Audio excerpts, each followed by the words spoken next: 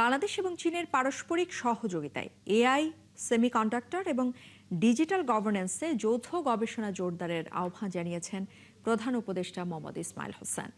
বৃহস্পতিবার রাজধানীতে comparative governance forum 2026-এর উদ্বোধনী অনুষ্ঠানে এসব কথা বলেন তিনি।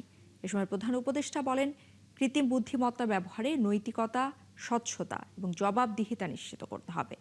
সেই সাথে তিনি আরও জানান, 2024 সালের আগস্টের পর বাংলাদেশ নতুন গতি এবং আশাবাদ নিয়ে এগোচ্ছে।